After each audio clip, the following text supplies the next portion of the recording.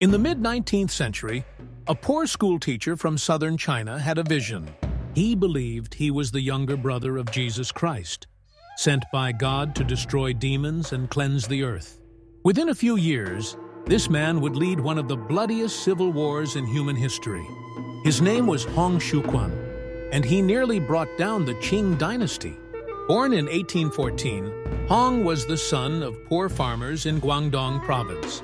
He studied hard and repeatedly took the imperial civil service exams, the only way for commoners to rise in society. But he failed, again and again. After his final failure, he fell ill. Delirious and exhausted, he had a series of visions. In them, he saw a heavenly father figure giving him a sword and sending him to slay demons. Years later, after reading a Christian pamphlet, Hong connected the dots. He believed the visions were divine. He wasn't just a man, he was divinely chosen, the brother of Jesus Christ. And his mission?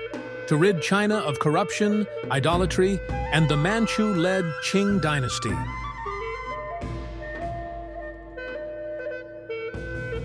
In 1851, Hong declared the birth of a new kingdom, the Taiping Heavenly Kingdom.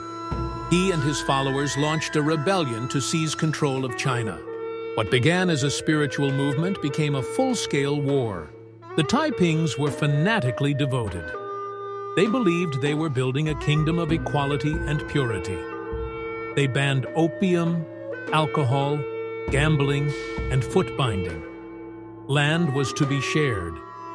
Men and women were treated more equally, at least in theory. But the rebellion was not peaceful. They marched through the countryside, converting by sword and executing dissenters. Cities were taken, looted, and burned. In 1853, the rebels captured Nanjing, one of China's great cities, and made it their capital. For over a decade, the Qing Empire teetered on collapse. At its height, the Taiping Rebellion controlled territory home to 30 million people. The war it sparked would become one of the deadliest conflicts in history, with estimated death tolls ranging from 20 to 30 million. But while Hong called himself king, he rarely led on the battlefield. Isolated in his palace, he became more mystical, more detached, even paranoid. He reportedly lived in luxury, surrounded by concubines and trusted few. Eventually, cracks formed. The Qing, with help from Western powers and local militias, began to reclaim territory. In 1864, Qing forces stormed Nanjing. The city was consumed in fire and blood. Hong Xiuquan was already dead, either from illness or suicide. His body was found rotting in his palace. The Qing cremated it, scattered his ashes, and buried his legacy in shame. But the legacy refused to die. The Taiping Rebellion exposed the fragility of the Qing Dynasty. It revealed the power of ideology, the desperation of the poor, and the chaos that could come from a single man's vision. A poor schoolteacher, rejected by the system, claimed he was divine, and very nearly toppled an empire.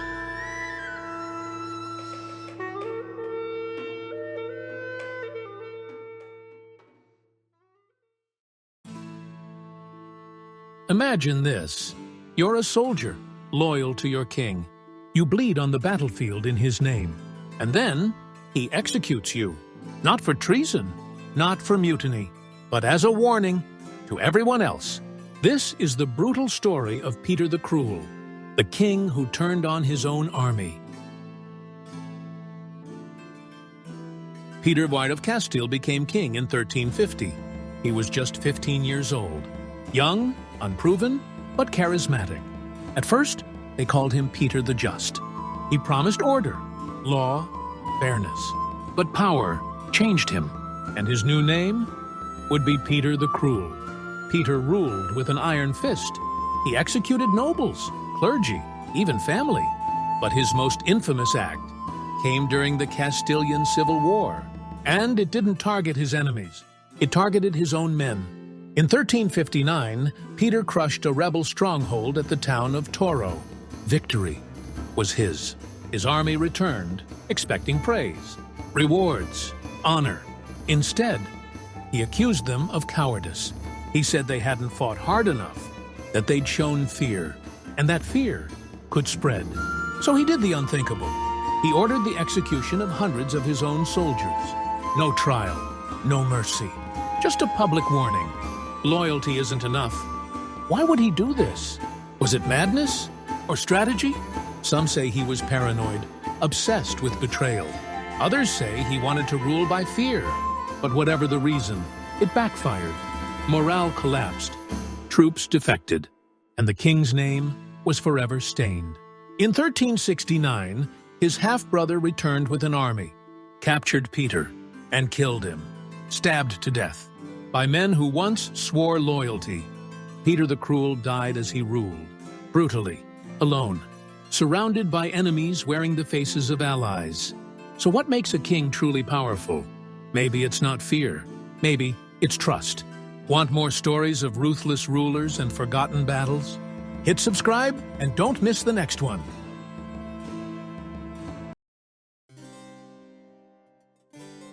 In the summer of 1518, a woman stepped into the streets of Strasbourg and began to dance. She didn't stop for hours and days. Then others joined her. Dozens, then hundreds. They danced until their feet bled, until they collapsed. Some until they died, and no one knew why.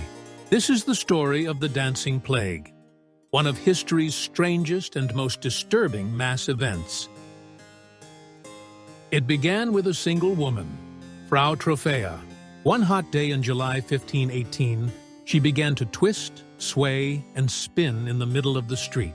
Witnesses say she danced silently, compulsively, for hours. At first, people watched with confusion, then concern, then fear. Within a week, more than 30 people had joined her. By the end of the month, reports claimed up to 400 were dancing uncontrollably, sweating, shaking, moving like puppets whose strings couldn't be cut. Some collapsed from exhaustion. Some suffered strokes or heart attacks. And yes, at least a dozen people died. The city of Strasbourg was terrified. Doctors were called, but their diagnosis? Excess blood heating the brain. Their prescription? More dancing. The city built a stage and hired musicians, thinking the afflicted could dance the madness out. It made things worse. Soon, the dancing spread beyond Strasbourg to neighboring towns. There were no feasts, no music festivals, only fear. People danced day and night, often in tattered clothes, their bodies barely able to keep moving. One theory blames ergot, a fungus on rye bread that can produce hallucinations and spasms similar to LSD. But mass poisoning affecting only dancers? Unlikely. Another theory, mass psychogenic illness, what we might call mass hysteria. Strasbourg in 1518 was a pressure cooker. Famine, disease, political instability. The population was deeply religious and terrified of divine punishment. In this state, people may have unconsciously entered trance-like episodes, mirroring each other's behavior in a kind of collective panic. Then there's the religious explanation. Some believed they were cursed by Saint Vitus, patron saint of dance and epilepsy. Many thought dancing was the only way to break the curse. The city eventually exiled the dancers to a shrine, barefoot and bloodied, to beg for forgiveness. The outbreak faded shortly after. The dancing plague faded from public memory, but it never truly disappeared. It wasn't the first, or even the last of its kind. Similar outbreaks occurred across medieval Europe, but 1518 was the deadliest. To this day, historians still debate what really happened. Was it madness? Poison? Spiritual terror? All we know for sure is this.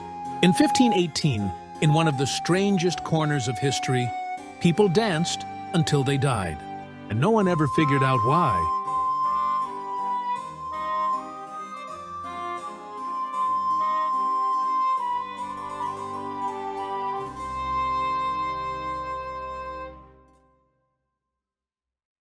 Today, we're sailing back to the tumultuous waters of the early 19th century to meet one of the fiercest figures in maritime history. Buckle up as we dive into the fascinating story of the Pirate Queen, who commanded 80,000 men. Yes, you heard it right.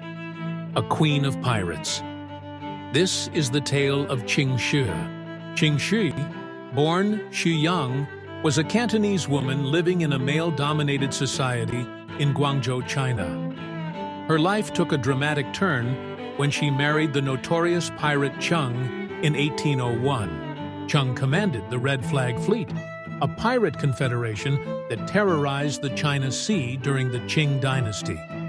It wasn't just any pirate fleet. It was a floating city of criminals, rebels, and seafaring warriors. Cheng died in 1807, and Qing Shi took over the reins. She seized control of the Red Flag Fleet, effectively putting her in command of an estimated 80,000 men spread across 800 ships. Qing Shi was more than just a figurehead. She implemented a strict code of laws within her fleet. For example, anyone who stole from the community chest or committed rape was executed immediately. And if a pirate took a captive as their wife, they were expected to remain faithful or face the death penalty. Her laws were brutal but effective, maintaining order and discipline in a fleet filled with cutthroats and renegades. Under Qing Shi's command, the Red Flag Fleet became an unstoppable force. They defeated the Chinese, Portuguese, and British navies, making her one of the most successful pirates in history.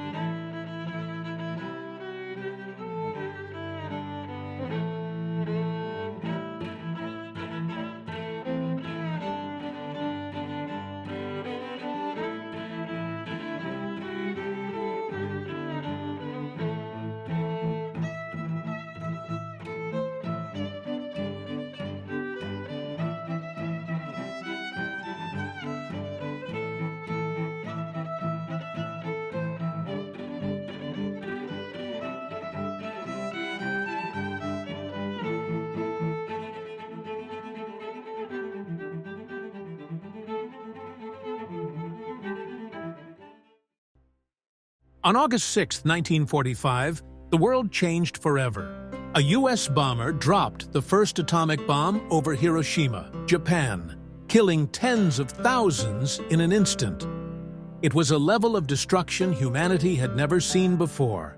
But amid the chaos, one man survived. And just 3 days later, it happened again.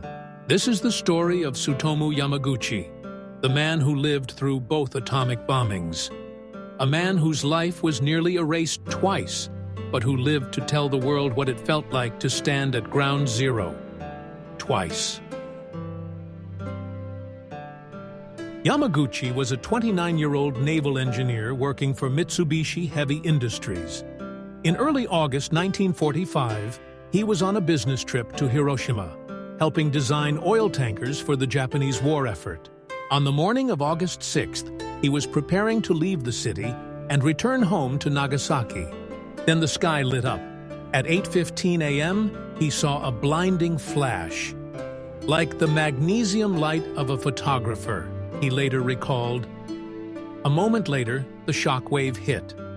The force threw him into a nearby field, scorching his face and arms and rupturing his eardrums. He had just witnessed the detonation of the world's first wartime atomic bomb. Hiroshima was devastated. Nearly everything within 2 kilometers of the blast was flattened. Fires swept through the ruins. Tens of thousands were dead. But Yamaguchi survived. Staggering through the burning city, he found his co-workers and spent a chaotic night in a bomb shelter. The next day, burned and barely functioning, he made his way to the train station. Unbelievably, the railway was still operating. He arrived on August 8th and sought medical care for his burns. The next day, August 9th, he reported to work at Mitsubishi's Nagasaki office, bandaged and exhausted. As he tried to explain to his boss what had happened in Hiroshima, his supervisor dismissed it. "You're crazy. One bomb can't destroy a whole city." Then it happened again. At 11:02 a.m., the second atomic bomb exploded over Nagasaki. Yamaguchi had just enough time to hit the ground. The office was obliterated. Windows shattered. Buildings collapsed. Another flash. Another fireball. Another mushroom cloud. Once again, he survived. Yamaguchi's home was damaged, but his wife and child had survived. Miraculously, they had left the house to search for burn ointment just minutes before the bomb fell. But the suffering had only begun. Yamaguchi's wounds became infected. Hair fell out. His body swelled and blistered. For weeks, he drifted in and out of consciousness, surrounded by others dying slow, agonizing deaths. And yet he recovered. He lived. And not just for weeks or months. Yamaguchi went on to live for another 65 years. But in 2006, after the death of his son from cancer likely caused by radiation exposure, Yamaguchi began to speak out. He became a vocal advocate for nuclear disarmament. In 2009, the Japanese government officially recognized him as a Niju Hibakusha, a double bomb survivor. He was the only person ever certified to have survived both Hiroshima and Nagasaki. He told his story not to sensationalize, but to warn. "The reason that I hate the atomic bomb is because of what it does to the dignity of human beings," he once said. Tsutomu Yamaguchi died in 2010 at the age of 93. His story is more than a miracle. It's a message that even in the darkest moments of human history, a voice can rise from the ashes and call the world to choose peace.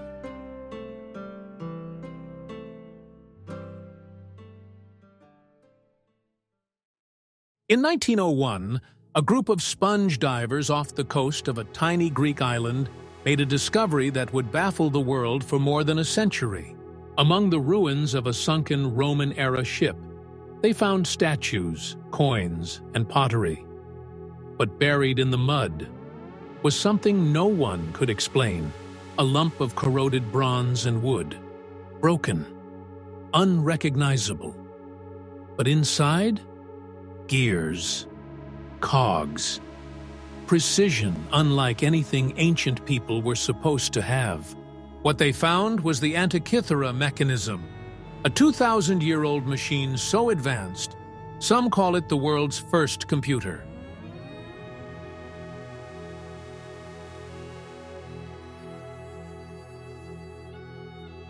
The wreck was discovered near the island of Antikythera, between mainland Greece and Crete. The sponge divers had descended over 100 feet, struggling with primitive gear, when they stumbled upon the ancient shipwreck. At first, the find was what you'd expect: marble statues, jewelry, amphorae, typical Roman-era cargo. But as the artifacts were hauled up and catalogued in Athens, one strange object stood out. A chunk of greenish bronze, cracked and fused, with visible gears inside. At the time, no one knew what it was. Some thought it was an astrolabe.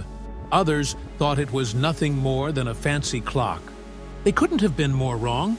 It took decades before anyone truly understood what the Antikythera mechanism was.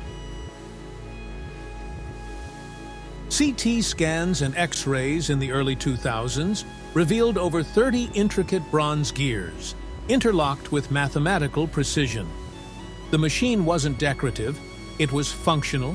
Scholars realized it could track the movements of the sun, the moon, and the planets. It could predict eclipses. It even used a 4-year dial to track the ancient Olympic Games. This wasn't just a clock, it was a mechanical model of the cosmos. And it was built in the 2nd century BCE, over 1,500 years before anything like it would appear again in Europe. The front of the mechanism had a dial showing the zodiac and solar calendar. As you turned a crank, gears would rotate to show the position of the sun and moon on any given day. A second dial tracked lunar phases, even adjusting for the moon's elliptical orbit. On the back, spiral dials that predicted solar and lunar eclipses using an 18-year cycle known as the Saros cycle. Another dial kept track of the Pan-Hellenic Games, including the Olympics. All of this in a box the size of a shoebox. It's mechanical computing from ancient Greece. No one knows for sure who built the Antikythera mechanism. Some scholars believe it may be linked to the school of Archimedes, the famous Greek mathematician and inventor. Others think it came from Rhodes, home to a tradition of astronomical engineering. But there's one thing everyone agrees on. This wasn't a one-off. Whoever made it had experience and tools that have long since disappeared. The craftsmanship implies a lost lineage of ancient technology, one that vanished from history after the fall of classical civilization. Here's the most haunting part. Why was such advanced knowledge lost? After the Antikythera mechanism, we have no record of anything like it for over 1,000 years. The gears, the precision engineering, the astronomical insight, gone. Some think Roman society simply didn't value scientific instruments. Others blame wars, plagues, or the burning of libraries like Alexandria. Whatever the reason, the mechanism sits at the edge of historical memory. Proof that humans once reached farther than we ever imagined, only to forget. The Antikythera mechanism is more than just a relic. It's a whisper from the past, a reminder that progress isn't always linear. Sometimes, the future is buried beneath the waves, waiting to be rediscovered.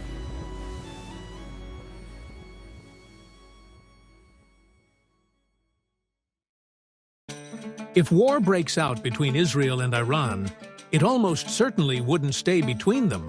The United States has long supported Israel, both diplomatically and militarily. If Israel were threatened with destruction, the U.S. might intervene, especially if Iran were suspected of preparing a nuclear strike. Russia and China, on the other hand, have cultivated ties with Iran and might push back against any Western-led coalition. While direct intervention by Russia or China is less likely, proxy involvement, cyber attacks, arms shipments, or covert operations could escalate quickly. NATO countries, especially the UK and France, could be drawn in if the conflict threatens European stability or involves American forces. And then there's the wider Middle East. Hezbollah in Lebanon, Hamas in Gaza, Iranian-backed militias in Iraq and Syria, all could mobilize against Israel, pulling the region into chaos. If nuclear weapons are used, who would be the likely targets? Israel, though small, has layered air defenses, including the Iron Dome, David's Sling, and the Arrow systems, capable of intercepting short to long-range missiles. But if Iran launched multiple warheads, or if any slipped through, Israel's urban centers like Tel Aviv or Jerusalem could be devastated. Iran, lacking nuclear weapons, according to current intelligence, would likely be hit in retaliation with conventional or, in a worst case, nuclear weapons. Strategic military bases, command centers, and possibly Tehran would be prime targets. If things spiral, U.S. bases across the Middle East, and even cities in Europe or American soil, could be at risk, depending on which powers get involved and what arsenals they deploy. The U.S. has around 5,200 nuclear warheads. Russia has over 5,800. China is rapidly expanding, with an estimated 500 and rising. France and the UK possess hundreds each. To understand the stakes, compare today's bombs to the ones dropped on Hiroshima and Nagasaki. The Hiroshima bomb was about 15 kilotons. Modern nuclear weapons? Many range from 100 to 1,000 kilotons, with some Russian warheads topping 5,000. A single modern warhead could level a city and kill hundreds of thousands, instantly, not counting fallout, fires, and long-term radiation sickness. Even a limited nuclear exchange between Israel and Iran could cause millions of deaths, disrupt the global economy, and spark mass refugee crises. If it escalates, the entire world could be pulled into the abyss. So, how likely is global nuclear war? Right now, it's unlikely, but not impossible. The greatest danger lies not in a full-scale plan, but in miscalculation, a misunderstood missile launch, a rogue actor, a cyber attack mistaken for an act of war. The real answer is chilling. Global nuclear war could happen, not because leaders want it, but because no one stops it in time. We live in a time of precision weapons, complex alliances, and fragile diplomacy. A spark in the Middle East could ignite far more than regional flames. Understanding these dynamics isn't fear-mongering, it's essential. If you found this video thought-provoking, consider subscribing for more hard-hitting and timely explorations into history, geopolitics, and global conflict. What happens when the most powerful man in the world believes he's a god and insists on proving it by fighting in the Colosseum? This isn't fiction. This is the story of Commodus, the Roman emperor who traded a crown for a wooden sword and dragged an empire into madness. Let's take a look at one of the most unbelievable rulers in history. Commodus was born in 161 CE, the son of Emperor Marcus Aurelius, one of the most respected leaders in Roman history. But Commodus wasn't like his father. Where Marcus was a philosopher king, Commodus was obsessed with spectacle. He was made co-emperor at just 15 years old, and when Marcus died, Commodus became the sole ruler of the Roman Empire. He inherited power at its peak, and then, almost immediately, started tearing it apart. At first, Commodus ruled like any other young emperor, relying on advisors, military generals, and the Senate. But something changed. He began seeing himself not just as a ruler, but as a god. He renamed Rome Colonia Commodiana, the colony of Commodus. Statues were erected of him dressed as Hercules, club in hand and lion skin draped over his shoulders. He believed he was Hercules reborn, destined to conquer through brute strength, not diplomacy. And to prove it, he needed an arena. In a shocking break from imperial dignity, Commodus began fighting as a gladiator in the Colosseum. This wasn't ceremonial. He entered the arena in front of tens of thousands of Roman citizens, not in armor, but dressed like a demigod. He fought wild animals. He challenged gladiators. He used a wooden sword so he wouldn't be harmed. But his opponents weren't so lucky. The fights were rigged, of course. No one dared to actually hurt the emperor. But Commodus treated every staged victory like divine proof of his greatness. Sometimes, he even charged the Roman treasury a massive fee for each appearance, 1,000,000 sesterces per fight, bankrupting the empire for his vanity. Commodus didn't just fight in the arena. He turned Rome into a stage for his delusions. He renamed the months of the calendar after his titles. He renamed the legions, the ships, even the gods, all after himself. He ordered statues of himself placed in temples, demanded worship from his subjects, and declared himself the conqueror of 1,000 gladiators. The Senate, powerless and humiliated, tried to maintain the illusion of order, but Rome was unraveling. Meanwhile, the people of Rome, many of them poor and hungry, were forced to cheer for the emperor in his self-glorifying battles. To boo was treason. Behind the spectacle was a reign of paranoia and brutality. Commodus executed senators, generals, and former friends. He banished his sister for suspected treason. He surrounded himself with sycophants and allowed corrupt advisors to run the empire while he trained for more arena battles. One of his most infamous displays came when he slaughtered 100 lions in a single day, from the safety of a balcony. Another time, he executed a man with a club to mimic Hercules' legendary kills. It wasn't a battle. It was a show of dominance, a message that he decided who lived or died. Rome, once the center of reason and law, had become a circus ruled by a madman in costume. By 192 CE, Commodus had declared himself both consul and gladiator champion. He planned to celebrate the new year dressed as a gladiator and to rule as both god and emperor forever. But not everyone was willing to let that happen. His inner circle, including his mistress, his wrestling coach, and the city's top officials, began plotting. Rome was teetering, and Commodus was a danger to everyone, including himself. On December 31st, 192 CE, they made their move. After poisoning his food failed, they sent in a wrestler named Narcissus, who strangled the emperor in his bath. The god-emperor died not in battle, but naked, betrayed, and alone. Rome rejoiced. The Senate declared Commodus a public enemy, destroyed his statues, and tried to erase his name from history. But they couldn't erase the story.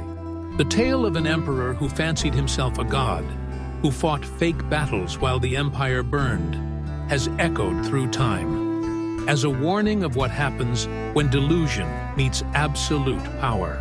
Centuries later, his story inspired films, books, and legends, including the movie Gladiator. But the truth, the real story of Commodus, is even stranger than fiction. Because in the Roman Empire, sometimes the most dangerous man wasn't a barbarian at the gates. It was the emperor in the arena.